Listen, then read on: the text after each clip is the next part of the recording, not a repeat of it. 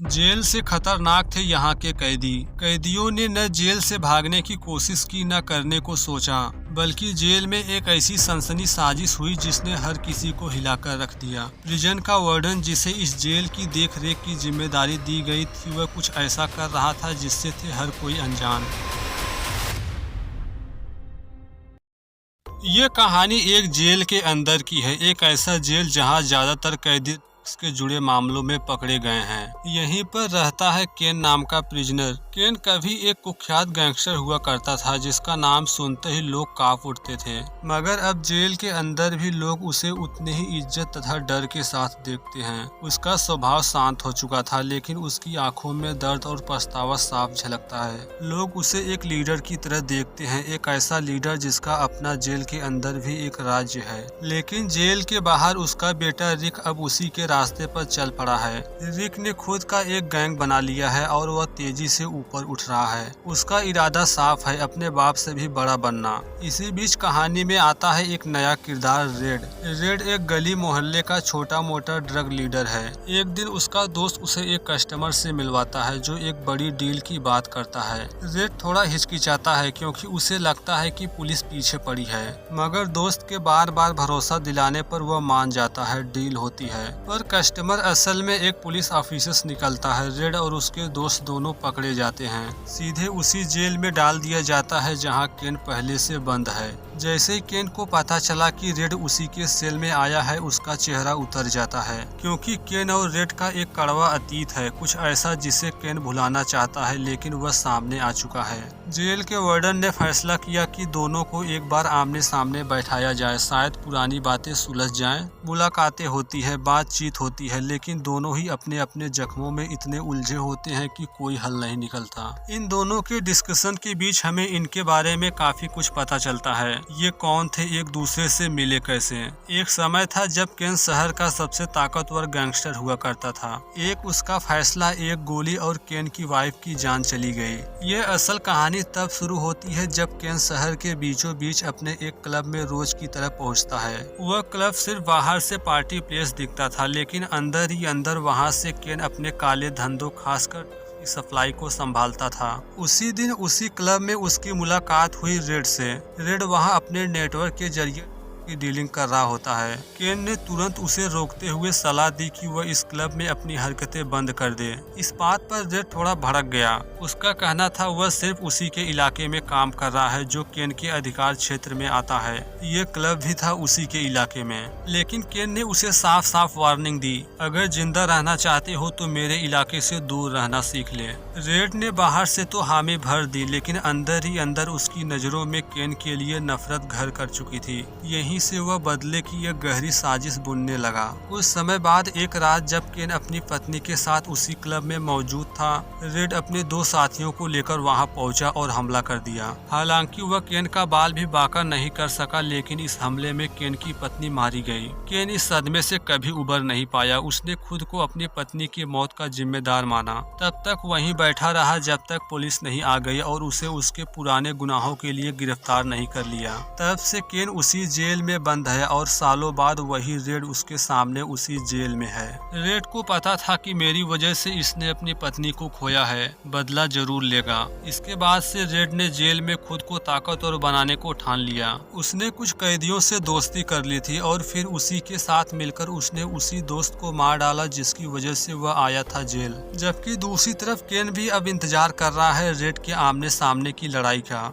आखिरकार वह दिन आ ही गया जब दोनों आमने सामने ला दिए गए। यहाँ केन को अंदाजा नहीं था कि जेलर उसके हाथों को खोलने से मना कर देगा और उसे जंजीरों में ही रेड के सामने लाकर खड़ा कर देगा। असल में रेड ने अब कई जेलरों को पैसे देकर खरीद लिया था, लेकिन केन अब पीछे हटने वाला नहीं था। दोनों के बीच जबरदस्त लड़ाई शुरू हुई। वे दोनों एक दूसरे को बराबरी की टक्कर दे रहे हैं, लेकिन जैसे उन्होंने हथियार उठाने की कोशिश की तभी जेलर बीच में आ गया और दोनों को वापस वापस उनकी कोठरी में ले जाकर बंद कर दिया। इसी बीच कहानी एक और मोड़ लेती है। हम देखते हैं रिकी को, केन का बेटा, जिसे अपने गैंग के एक मेंबर से पता चलता है कि जेडी पार्कर जो एक दूसरे गैंग का लीडर है, उसने उसके मैसेंजर को सरेआम मार डाला। असल में रिकी कभी जेडी पार्कर के साथ काम करता था, लेकिन जेडी ने उसका प्रस्ताव सिरे से खारिज कर दिया था। अब रिकी के लिए यह जिल्लत और गुस्से का कारण बन गया है। उधर जेल में कैन अपने खास दोस्त विली से बात कर रहा होता है। उसे पता चलता है जेलर ने विली के म्यूजियम इंस्ट्रूमेंट जब्त कर लिए हैं। अब यहाँ विली का मानना था कि जब भी वह म्यूजियम इंस्ट्रूमेंट बजाता था तब उसे एक अलग तरह की सुकून मिलती थी,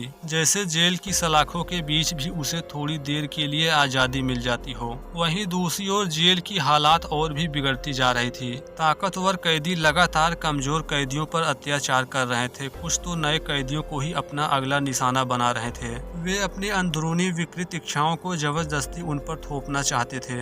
इसी बीच केन जेल इंचार्ज से मिलने जाता है। वहाँ उसे एक नया प्रस्ताव दिया जाता है। केन को कुछ युवा कैदियों को समझाना होगा ताकि वे जेल की असलियत को समझ सके और भविष्य में क्राइम की दुनिया से दूर रह सके। केन इस सामाजिक जिम्मेदारी के लिए तुरंत तैयार हो जाता है, लेकिन बदले में वह एक रिक्वेस्ट रखता है। अगर मैं ये काम करूँ तो क्या विली को उसके म्यूजियम इंस्ट्रूमेंट लौटा दिए जाएंगे? जेल इंचार्ज ये बात मान लेता है। जबकि दूसरी तरफ जेडी पार्कर अपने एक करीबी दोस्त के साथ एक पार्टी में मस्ती कर रहा है। उसे बिल्कुल अंदाजा नहीं होता कि रिकी उस पर हमला करने का सही मौका ढूंढ रहा है। वह मौका आ जाता है जल्द ही। पार्टी के बीचों बीच रिकी उस पर हमला कर देता है। उसका दोस्त तो वहीं मारा जाता है, लेकिन जेडी को केवल हल्की चोटें लगती हैं। इस मुठभेड़ के दौरान पुलिस भी पहुंच जाती है और रिकी को गिरफ्तार करके उसी जेल में ले जाती है जहां उसका बाप केन पहले से ही बंद है। केन को जब यह खबर मिली तो वह भीतर से टूट जाता है। उसे साफ दिखाई देता है मेरा बेटा भी मेरी तरह गलत राह पर निकल पड़ा है।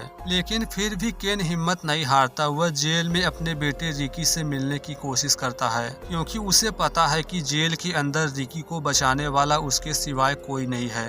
जब उसकी मुलाकात होती है तब रिकी अपने पिता से बेरुखी से पेश आता है। उसकी आंखों में साफ नफरत झलकती है। वह बिना कोई ढंग की बात किए गुस्से से वहां से चला जाता है। वह अपने बेटे के इस बिहेवियर से जरा भी नाखुश नहीं था। अभी सिर्फ उसकी फिक्र है, क्योंकि पता है ये जेल बिल्कुल सेफ नहीं। इसी दौरान हम जेल में एक कैदी को देखते हैं जो सफाई का काम कर रहा है। तभी वहाँ कुछ ताकतवर कैदी आते हैं और जबरन उसके साथ मारपीट करते हैं। ये साफ करता है कि इस जेल में नए कैदियों के लिए कोई सुरक्षा नहीं है। दूसरी तरफ केन नौजवान कैदियों से मिलता है जिन्हें हाल ही में गलत काम में पकड़ा गया है। वह उन्हें समझाने की कोशिश करता है अगर तुमने अपनी जिंदगी अभी नहीं बदली तो ये जेल तुम्हारा नर्क बन जाएगा। लेकिन इसी बीच वही ताकतवर कैदी अब रिकी पर नजर गड़ाए हुए हैं। वे उसे तंग करने और दबाने की लगातार कोशिश कर रहे हैं। जब यह बात केन को पता चलती है तो वह तुरंत जेल के वर्तमान लीडर से मिलने जाता है। सख्त लहजे में कहता है अगर तुम्हारे आदमी दोबारा मेरे बेटे को छूने की कोशिश किए तो मैं तुम्हें अपने तरीके से समझाऊंगा और फिर मैं किसी कायदे में नहीं रहूंगा। अब इसके बाद केन एक बार फिर अपने बेटे रिकी से बात करने की कोशिश करता है। इसी मुलाकात में हमें असली वजह पता चलती है रिकी के गुस्से की। असल में रिकी अपने पिता से इसलिए नाराज था क्योंकि उसे लगता था कि उसकी माँ की मौत के पीछे सबसे बड़ा हाथ केन का ही है। यह सुन केन का दिल टूट जाता है। उसे एहसास होता है कि उसका अतीत सिर्फ उसकी जिंदगी को नहीं बल्कि उसके बेटे की आत्मा को भी जला रहा है। वहीं दूसरी तरफ जेडी पार्कर, जिसे केन का बेटा मारने की कोशिश किया था मगर उसका दोस्त मारा गया, पर वह नहीं।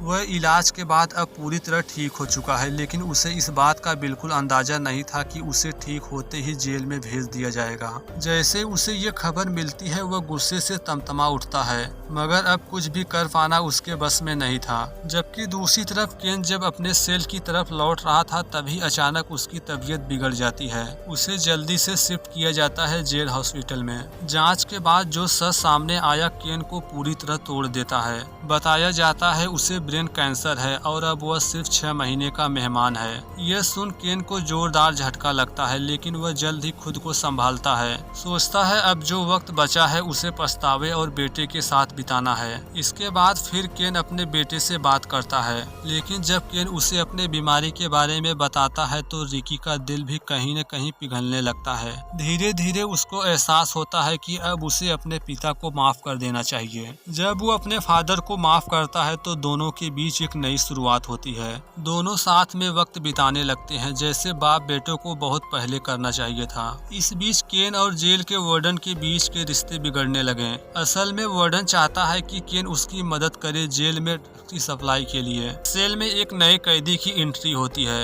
ये कोई और नहीं बल्कि रिकी का सबसे बड़ा दुश्मन जेडी पार्कर है। जैसे उनकी नजरें आपस में टकराती है, दोनों के चेहरे बता देते हैं कि अब जंग होना तय है। जहां केन और जेल के वार्डन के बीच की दूरी बढ़ चुकी थी, वहीं जेडी इस मौके का फायदा उठाने को सोचता है। अब जेडी वार्डन की मदद से जेल के अंदर अपने गैंग को एक्टिव करता है ताकि ड्रग्स की सप्लाई दोबारा शुरू हो सके। वह ये काम मुफ्त में तो करने वाला नहीं, इसके बदले उसे सिर्फ एक चीज चाहिए, रिकी से बदला। वार्डन जानता है कि अगर उसे जेडी की मदद करनी है तो सबसे पहले केन के करीबियों को खत्म करना होगा। इस तरह जेल में एक ऐसी सनसनी खेल शुरू हुई जो छुपाई जा रही थी बाहरी दुनिया से। जेडी अपने प्लान पर जुड़ चुका है, सही मौके की तलाश कर रहा है ताकि रिकी पर वार कर सके। दूसरी तरफ वार्डन और उसके लोग केन के फॉलोअर्स को एक एक करके खत्म कर रहे हैं। अब रिकी अकेला पड़ चुका था, उसकी मदद के लिए कोई नहीं बचा। तो अब कहानी अपने आखिरी लेकिन सबसे चौंकाने वाले मोड़ पर पहुंचती है। इसी दौरान केन की मुलाकात होती है एक महिला ब्रैंडी से।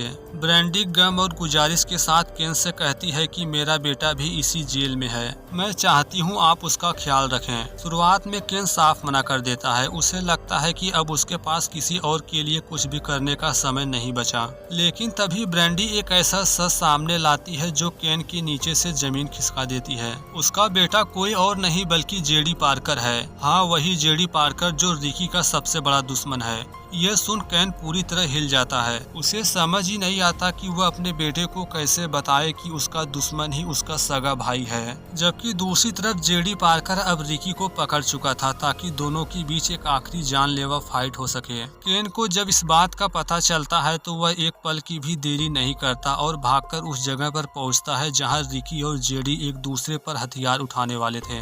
जैसे जेडी रिकी पर हमला करने के लिए बढ़ता है, बीच में आकर केन खुद वार झेल लेता है। वह बुरी तरह जख्मी हो जाता है, मगर दोनों भाई आमने सामने होते हैं। वे दोनों हैरान और सन्न रह जाते हैं केन को घायल देखकर और फिर उससे सच सुनकर। केन कहता है जेडी तुम भी मेरे बेटे हो और रिकी भी, तुम दोनों हो भाई। यह सुनकर दोनों की सांसें रुक जाती हैं। जिसे वे अब तक सिर्फ दुश्मन समझ रहे थे, असल में वे उसका ही खून थे। सच्चाई पता चलने तक बहुत देरी हो चुकी थी। केन की सांसें धीमी हो रही है और कुछ ही पलों में वह अपने दोनों बेटों की आंखों के सामने हमेशा हमेशा के लिए दुनिया को अलविदा कह दिया। कहानी सिर्फ मौत पर खत्म नहीं होती, कहानी खत्म होती है बदलाव पर। केन के जाने के बाद रिकी ने एक नया रास्ता चुना। उसने सोशल वर्क शुरू किया जहां वह युवा लड़कों को क्राइम की दुनिया से दूर रखने का सलाह देता। उन्हें समझाता है कि कैद की सलाखें तथा अपराध की कीमत क्या होती है। Thanks for watching this video.